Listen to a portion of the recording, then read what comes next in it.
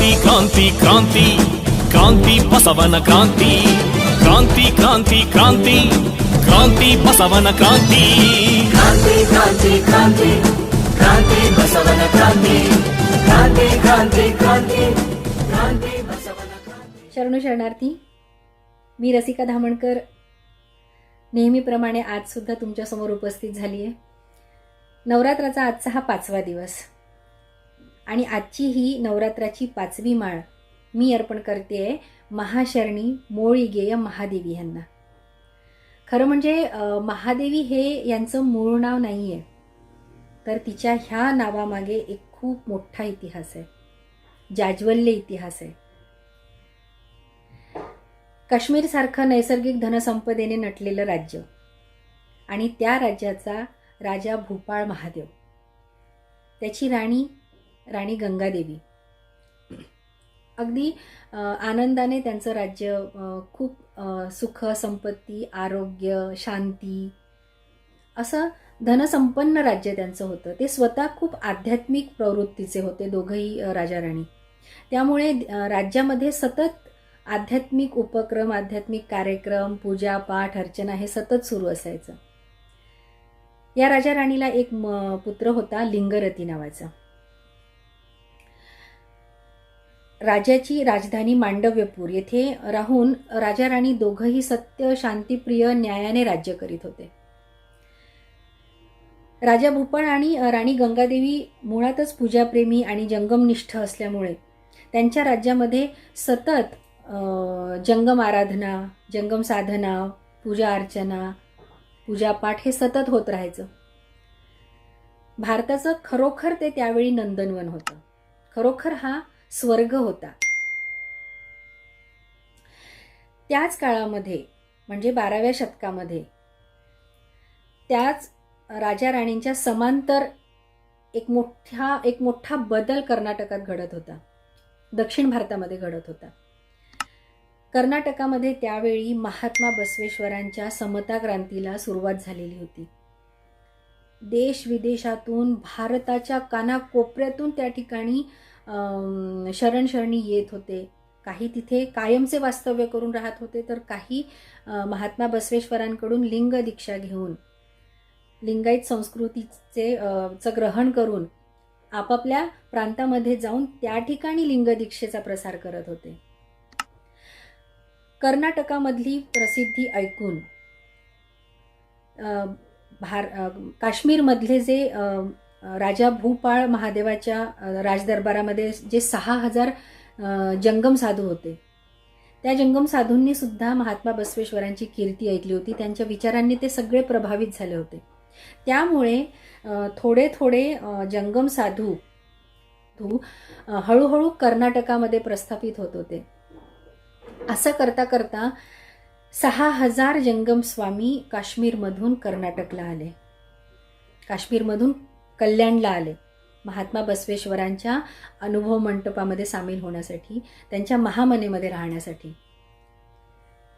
कुठेतरी ह्या गोष्टीचा राग राजा भूपाळ महादेवाच्या मनात होता की मी इतका आध्यात्मिक प्रवृत्तीचा असून सुद्धा माझ्या राज्यातले जंगम साधू कर्नाटकात जात आहेत. कोण आहे हा महात्मा बसवेश्वर? कोण आहे हा बसवेश्वर? हा प्रश्न त्याला सतत भेडसावत होता. आणि त्याची चीड महात्मा बसवेश्वरांबद्दलची त्याची चीड त्याची घृणा इतक्या टोकाला पोहोचली होती की त्याने त्याच्याच राज्यातल्या एका कुप्रसिद्ध डाकूला महात्मा बसवेश्वरांना मारण्याची सुपारी दिली. त्याचा द्वेष राजा भूपाळाचा द्वेष दिवसेंदिवस इतका वाढत गेला की मानव धर्माच्या उत्थानासाठी सतत झटत असलेल्या महात्मा बसवेश्वरांना मारण्याचं काम त्यांनी त्याच्या राज्यातील एका कुप्रसिद्ध डाकू, त्याचं नाव होतं निजलिंग चिक्कय्या, या निजलिंग चिक्कय्याला त्यांनी मारण्यासाठी पाठवलं. निजलिंग चिक्कय्या सुद्धा गेला कर्नाटकामध्ये. सगळी कर्नाटकातली कल्याणची त्यांनी इत्थंभूत माहिती गोळा केली. जेव्हा तो तिथे गेला तेव्हा तिथलं वातावरण बघून महात्मा बसवेश्वरांचं ते प्रगल्भ कार्य बघून, शरण शरणींचं एकमेकांबद्दलचा व्यवहार बघून, तिथला कायक बघून, तिथला दासोह बघून तो इतका भारावून गेला, इतका प्रभावित झाला की त्याला तो स्वतःचाच द्वेष करायला लागला की मी हे किती मोठं पाप करायला निघालो होतो राजा भूपाळाच्या सांगण्यावरून. त्याला त्याची चूक लक्षात आली. त्याला वाटलं की महात्मा बसवेश्वर सारख्या एका महामानवाला आपण मारतोय. जो व्यक्ती मानव धर्माच्या उत्थानासाठी, मानव धर्माच्या कल्याणासाठी ह्या समता क्रांतीला पुढे घेऊन जातोय, जर याचा खून आपल्या हातून झाला तर हे एवढं मोठं महान कार्य आपल्यामुळे कुठेतरी थांबेल आणि ते त्याला व्हायला नको होतं. म्हणून त्याने महात्मा बसवेश्वरांचा खून करण्याचा जो निश्चय करून तो कल्याणला आला होता तो त्याने तिथेच थांबवला. आणि तो महात्मा बसवेश्वरांची त्यांनी माफी मागितली. तो महामनेमध्ये राहिला. हळूहळू त्याने लिंगदीक्षा घेतली. तिथल्या विधी, सगळे पूजा अर्चना आराधना त्या सगळ्या शिकून घेतल्या. योग साधनेमध्ये तो सहभागी व्हायला लागला. अशा प्रकारे तो कायमचा कल्याणमध्ये स्थायिक झाला. कालांतराने असं झालं की कल्याणमध्ये जे काश्मीरमधून 6,00,000 जंगम गेले, 6,000 जंगम तिथे गेले होते, ते जंगम तिथून लिंगदीक्षा घेऊन हळूहळू आपल्या राज्यामध्ये म्हणजे काश्मीरमध्ये परत यायला लागले. काश्मीरमध्ये परत आल्यानंतर त्यांनी राजा राणी समोर, राजा भूपाळ महादेव आणि राणी गंगादेवी ह्यांच्यासमोर त्यांनी कल्याणचं गुणगान गायलं. महात्मा बसवेश्वरांची महती त्यांनी तिथे वर्णन केली. आणि ते कुठेतरी महात्मा बसवेश्वरांचे विचार राजा भूपाळ महादेव ह्याच्या हृदयात हळूहळू जागा बनवायला लागले होते. त्याला उत्सुकता लागून राहिली होती की आपण सुद्धा कल्याणला जाऊन प्रत्यक्षात बघूया. ह्या व्यक्तीच्या मागे, ह्या एका महामानवाच्या मागे अख्खा भारत नव्हे तर भारताच्या बाहेरून सुद्धा लोक येत आहेत. म्हणजे काहीतरी विशेष असेल, काहीतरी वेगळं असेल. म्हणून त्याने निश्चय केला. खरं म्हणजे जंगम साधूंनी भूपाळ राजाला सांगितलं की तुम्ही जे दान आम्हाला देता, हे दान तुम्ही देता खरं आम्हाला, पण हे तुमच्या मेहनतीचं आहे का? तुमच्या कष्टाचं आहे का? तुमच्या कष्टाचा पैसा आहे का हा? नाही. तर जोपर्यंत तुम्ही तुमच्या कष्टाच्या पैशातून दान करत नाही तोपर्यंत ते दान तुम्हाला पावत नाही. आणि ह्या मुद्द्याने, ह्या विचारामुळे राजा भूपाळ महादेव आणि राणी गंगादेवी यांच्यामध्ये कल्याणबद्दल उत्सुकता निर्माण झाली. गंगादेवी ही अत्यंत पतिव्रता, सतीपती अशा स्वभावाची स्त्री, आध्यात्मिक जिचा स्वभाव होता, ती सुद्धा पतीसोबत कल्याणला जायला तयार झाली. राजा भूपाळ महादेवाने आपला पुत्र लिंगरती ह्याला राज्यकारभार सोपून दिला आणि अंगावरच्या कपड्यानिशी राणी गंगादेवी सोबत तो पायी चालत, शेकडो मैल पायी चालत, म्हणजे काश्मीरमधलं त्याचं 1,25,000 जो प्रदेश होता, त्याची जी राजधानी होती मांडव्यपूर, तेथून तो पायी चालत पायी यात्रा करत करत कल्याणला, कर्नाटकामध्ये कल्याणपर्यंत पोहोचले. तोपर्यंत काश्मीरचा राजा भूपाळ महादेव आणि राणी गंगादेवी कल्याणला येत आहे ही बातमी महात्मा बसवेश्वरांच्या कानावर पोहोचली होती. त्यांनी सुद्धा कल्याणच्या वेशीवर राजा भूपाळ महादेव आणि राणी गंगादेवीचं उत्स्फूर्त स्वागत केलं. त्यांना महामनेमध्ये घेऊन आले, त्यांचं आदरातिथ्य केलं. आणि जे मनपरिवर्तन निजलिंग चिक्कय्या, जो काश्मीरचा कुविख्यात डाकू होता, ज्याला राजा भूपाळाने महात्मा बसवेश्वरांचा खून करण्यासाठी पाठवलं होतं, जे त्या चिक्कय्या सोबत झालं तेच अगदी राजा भूपाळ आणि राणी गंगादेवी सोबत झालं. महामनेत गेल्यानंतर, शरण संस्कृती बघितल्यानंतर, तिथलं जे समान आयुष्य सगळे जगत होते, स्त्रियांना मिळत असलेला मान, दलितांना मिळत असलेला मान, निम्न वर्णीयांना मिळत असलेला मान, इतकंच नव्हे तर 4ही वर्णातून तिथे शरण शरणी येऊन वास्तव्यास होते आणि लिंगदीक्षा घेत होते. हे सगळं बघून हे दोघेही राजा राणी अगदी प्रभावित झाले. शरण समुदायाचं संघटन, त्यांची कायक निष्ठा, त्यांची दासोह निष्ठा, त्यांचा आदरभाव, त्यांचा सदाचार, त्यांचं एकमेकांसोबत प्रेमाने वार्तालाप करणं, एकमेकांसोबत एकनिष्ठेने राहणं, तिथलं वचन साहित्य, तिथली साहित्य रचना पाहून राजा भूपाळ आणि राणी गंगादेवी इतके प्रभावित झाले की त्यांनी कायम स्वरूपी कल्याणमध्ये राहण्याचा निर्णय घेतला. काही काळ ते महामनेमध्ये राहिले आणि कालांतराने त्यांचं मनपरिवर्तन बघून, त्यांची सुद्धा या लिंगायत संस्कृतीबद्दल होत चाललेली निष्ठा बघून, त्यांचा दासोह बघून महात्मा बसवेश्वर सुद्धा प्रभावित झाले आणि त्यांनी अखेर त्यांना अनुभव मंटपामध्ये येण्याची परवानगी दिली.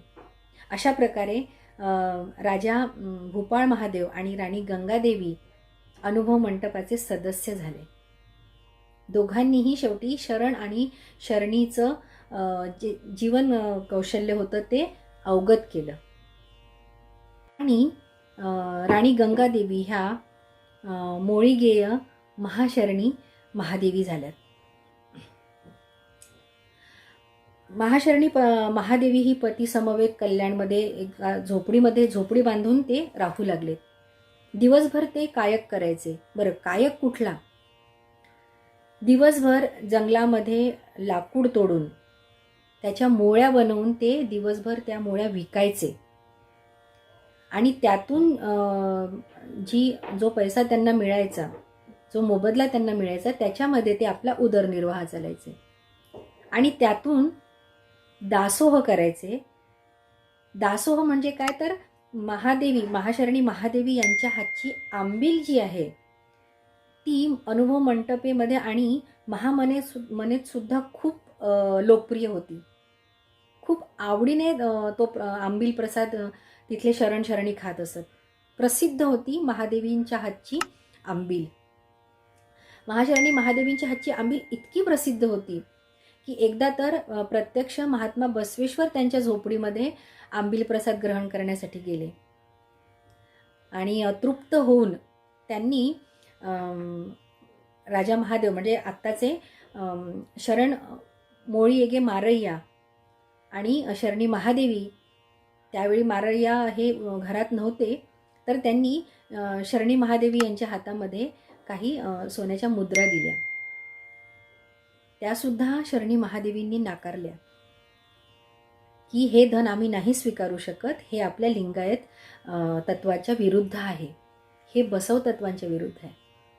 पण तरीही महात्मा बसवेश्वरांनी त्यांच्या नकळत त्या सोन्याच्या मुद्रा त्यांच्या घरात ठेवल्या. परंतु ज्यावेळी संध्याकाळी मोळीएगे मारय्या हे घरी परत आले आणि महादेवींनी त्यांना हा किस्सा सांगितला, तेव्हा त्यांना फार राग आला आणि त्यांनी त्या सगळ्या सोन्याच्या मुद्रा महात्मा बसवेश्वरांना परत दिल्या आणि त्यांच्यावर सुद्धा ते रागावले, प्रेमाने रागावले, हक्काने रागावले. आणि हीच गोष्ट महात्मा बसवेश्वर ह्यांना खूप भावली, महादेवी आणि मारय्या ह्यांची. अशा प्रकारे त्या दोघांचा दिनक्रम सुरू झाला. नित्य साधना, शिवसाधना, शिवयोग साधना, नित्य कायक करायचा, नित्य दासोह करायचा. इतर शरण शरणींच्या संपर्कात राहून त्यांनी इतर शरण शरणींच्या सोबत राहून त्यांना वचन साहित्याची निर्मिती पण करायला आली. महत्त्वाचं म्हणजे ते काश्मीरचे असून सुद्धा त्यांना कन्नड भाषेचं जराही ज्ञान नव्हतं, तरीही त्यांनी कन्नड भाषा अवगत केली. इतकंच नव्हे तर ते कन्नड भाषेमध्ये पारंगत झाले दोघंही आणि त्यांनी कन्नड भाषेमध्ये वचन साहित्य लिहिलं. हे खरोखर म्हणजे ही ऐतिहासिकच घटना म्हणायला पाहिजे. शरणी महादेवी ह्यांच्या जवळपास 69 वचने आत्ताच्या काळामध्ये उपलब्ध आहे. मोळीएगे मारय्या ह्यांच्या अनेक वचनांची आत्ताही अजूनही आपल्या इथे उपलब्ध आहेत, पण शरणी महादेवी यांच्या 69 वचनांचं मुद्रीकरण इथे झालेलं आहे. तिच्या वचनातून मोळीएगे महादेवी ह्यांच्या वचनातून तिने प्रामुख्याने ज्ञान व क्रिया म्हणजे कथनी आणि तुमची करणी ही एकसारखी असायला हवी. बोले तैसा चाले त्याची वंदावी पाऊले. या म्हणीनुसार त्यांच्या प्रत्येक वचनामध्ये ह्या एका मुद्द्यावर प्रकाशझोत टाकला गेलेला आहे. इतकंच नव्हे तर इतर शरणींच्या वचनांमध्ये सुद्धा मोळयेगे मारय्या आणि महादेवी ह्यांना मातापितेची उपमा दिलेली आहे. त्या दोघांचा कायक, त्या दोघांचा दासोह कित्येक शरणींच्या वचनांमध्ये त्याचा प्रामुख्याने उल्लेख झालेला आहे. कारण खरोखर ही हा एक ऐतिहासिक क्रम होता, ऐतिहासिक घटना होती की काश्मीरमधले राजा राणी जे राजवैभवाचं आयुष्य सोडून त्यांनी हे कायक आयुष्य, दासोह आयुष्य स्वीकारलं होतं, लिंगायत संस्कृती स्वीकारली होती. या दोघांबद्दल आणि विशेषतः शरणी महादेवींबद्दल अनेक शरणींच्या वचनांमध्ये वात्सल्य मूर्ती म्हणून उल्लेख झालेला आहे. आणि खरोखरच ती संपूर्ण शरण समुदायाची, इव्हन संपूर्ण मानव जातीची ती वात्सल्य मूर्ती होती. इतर पुराण ग्रंथात, काव्यात, जनपदात, मुखामुखी झालेल्या कथनामध्ये सुद्धा मारय्या महादेवीचा इतिहास आपल्याला दिसून येतोय. तिच्या मोळयेगे महादेवी यांच्या वचनांमध्ये आत्मविश्वास आणि स्पष्टता ही तिच्या वचनांची वैशिष्ट्य होती. प्रखर विचार मांडणी, लक्षवेधक, स्पष्ट मत, निर्भेड मत हे तिच्या वचनांचं वैशिष्ट्य होतं. त्यामुळे महात्मा बसवेश्वरांचा या दोघांवर तसा त्यांचा सगळ्या शरणींवर विशेष लोभ असायचा, पण यांच्याबद्दल त्यांना जास्त आदर वाटत होता. मोळयेगे महादेवी यांच्या मते भक्ती म्हणजे प्रेम. जर तुम्ही भक्तीच्या मोबदल्यात परमेश्वराकडून काही अपेक्षा करत असाल, त्याला काही मागत असाल, तर तुमच्या भक्तीला, तुमच्या परमेश्वरावरील श्रद्धेला, तुमच्या प्रेमाला काहीही अर्थ नाही. महाशरणी महादेवीच्या मते भक्ती म्हणजे प्रेम, भक्ती म्हणजे समर्पण, भक्ती म्हणजे स्वतःला स्वतः जाणून घेणे, स्वतःचं अंतःकरण शुद्ध करणे, स्वतःच्या अंतःकरणामध्ये झाकून बघणे. ही खरी व्याख्या तिने भक्तीची केलेली आहे. मोळयेगे मारय्या आणि मोळयेगे महादेवी ह्यांनी काश्मीरसारखा प्रदेश सोडून, तिथलं राजवैभव सोडून, सुखासुखी जीवन सोडून, आपल्या पोटच्या मुलाला तिथे सोडून त्यांनी इथे कल्याणमध्ये येऊन बसवमय जीवन स्वीकारलं, दासोहमय जीवन स्वीकारलं, कायकमय जीवन स्वीकारलं. खरोखर मोळयेगे महादेवी यांच्याबद्दल असं म्हणायला हवं की त्यांचं आयुष्य म्हणजे मधुर भक्तीचा एक विलक्षण संगम होता. त्या दोघांचं सतीपती आयुष्य खरोखर संपूर्ण मानव जातीसाठी एक आदर्श दाम्पत्य जीवन होतं.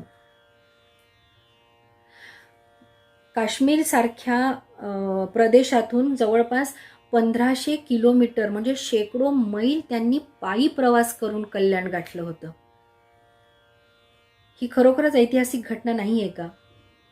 तो अतिदुर्गम भाग, जिथे थंडी, उच्चतम तापमान असायचं,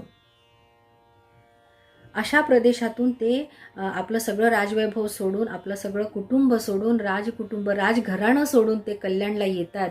तिथे वास्तव्य करतात, तिथे मोळी विकण्याचं काम करतात, एका झोपडीमध्ये राहून कायक जीवन जगून दासोह करतात. खरोखर ही घटना इतिहासामध्ये सुवर्ण अक्षराने लिहिण्यासारखी आहे.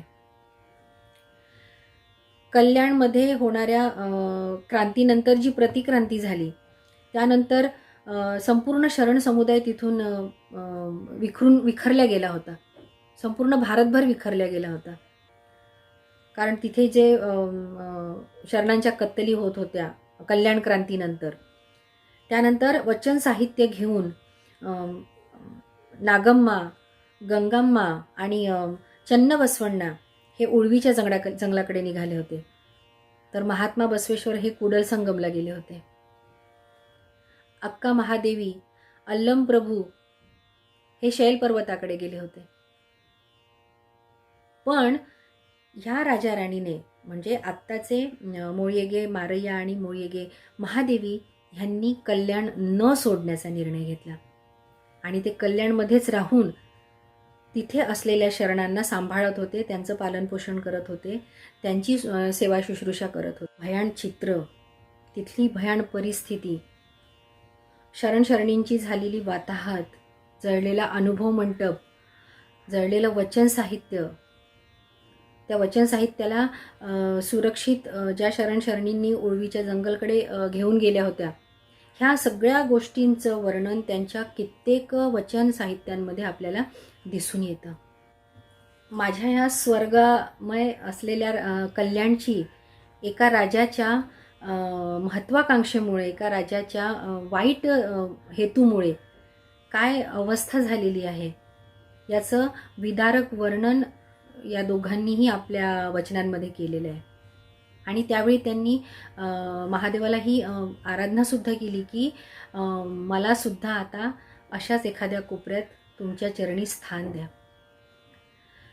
आणि काश्मीरसारखा नैसर्गिक धनसंपदेने नटलेला प्रदेश सोडून, तिथलं राजवैभव सोडून, तिथल्या राजसत्तेचा त्याग करून, पोटच्या मुलाला तिथे सोडून, सर्व सुख सोयींचा त्याग करून ही महादेवी, महाशरणी महादेवी आपल्या पतीसोबत काश्मीरवरून जवळपास 1500 किलोमीटरचं अंतर, जवळपास शेकडो मैल पायी चालत ती भारताच्या दुसऱ्या टोकाला कर्नाटकामध्ये कल्याणला येते. ह्या धाडसाला खरोखर ऐतिहासिक महत्त्व म्हणायलाच पाहिजे. खरं म्हणजे मोळयेगी महादेवी ह्यांचं व्यक्तिमत्व नारी शक्तीसाठी, संपूर्ण नारी जन्मासाठी एक आदर्श व्यक्तिमत्व आहे. ह्या दोघांचं सतीपती आयुष्य, ह्या दोघांचं दाम्पत्य जीवन प्रत्येक उभयतासाठी आदर्श दाम्पत्य जीवन आहे. त्यांचं खरं म्हणजे त्यांचं आयुष्य दोघांचं मधुर भक्तीचा एक विलक्षण संगम म्हणायला हरकत नाही. कालांतराने कल्याणच्या पूर्वेकडे जवळपास 15-16 किलोमीटर अंतरावर असलेल्या गुहेमध्ये हे दाम्पत्य आपलं वास्तव्यास जातं. काही वर्ष तिथेच शिव आराधना केल्यानंतर, शिवयोग साधना केल्यानंतर तिथूनच सगळा कायक, तिथूनच दासोह करत, लोकांना उपदेश देत, लोकांना लिंगदीक्षेचं महत्त्व पटवत त्यांनी तिथे काही वर्ष काढली आणि त्याच ठिकाणी, त्याच गुहेमध्ये शेवटी ते लिंगैक्य झाले. त्या ठिकाणी आजही मोळकेरी नावाचं एक छोटंसं गाव वसलेलं आहे. कर्नाटकामध्ये बिदर जिल्ह्यात हुमानाबाद या तालुक्यामध्ये हे छोटंसं मोळकेरी गाव त्यांच्या नावावर आहे. मोळी विक्यांचं ते गाव मानलं जातं. त्या गावाला एक ऐतिहासिक महत्त्व लाभलेलं आहे या दोघाही शरण शरणींच्या कर्तृत्वामुळे. आजही त्या दोघांचं तिथे डौलाने जे स्मारक उभं आहे ते त्यांच्या अत्युच्च कर्तृत्वाची साक्ष देत आहे, त्यांच्या लक्षवेधी इतिहासाची साक्ष देत आहे. आजही त्या ठिकाणी उपस्थित असलेलं ते स्मारक, त्यांची समाधी ह्या दाम्पत्याच्या, विशेषतः सतीपतीच्या बसव तत्वाची लक्षणीय त्यागाची साक्ष देत आहे. अशा या मोळीगेय महादेवी यांचा इतिहास खरोखर संपूर्ण नारी जातीसाठी, संपूर्ण भारतवर्षासाठी, विश्वसमुदायासाठी एक उल्लेखनीय इतिहास आहे. आपण पुराणामध्ये सीतेचं महत्त्व जाणून आहे, आपण पुराणातील द्रौपदीचं महत्त्व जाणून आहे, पण ह्या शरणी महादेवींचा इतिहास मला तरी असं वाटतं की त्याही दोघींच्या पलीकडे. राजवैभव सोडून पती समवेत कल्याणमध्ये एका छोट्या झोपडीमध्ये राहून आयुष्याच्या शेवटच्या श्वासापर्यंत, शेवटच्या क्षणापर्यंत जिने फक्त आणि फक्त लिंगायत संस्कृती, लिंगदीक्षा कायक सिद्धांत, दासोह सिद्धांत, बसवतत्व ह्याच गोष्टीचा पालन केलं आणि ह्याच गोष्टींचा तिने शेवटच्या श्वासापर्यंत प्रचार केला. अशा या मोळीगेय महाशरणी महादेवीला, महासती महादेवीला माझा मानाचा मुजरा. शरणू शरणार्थी.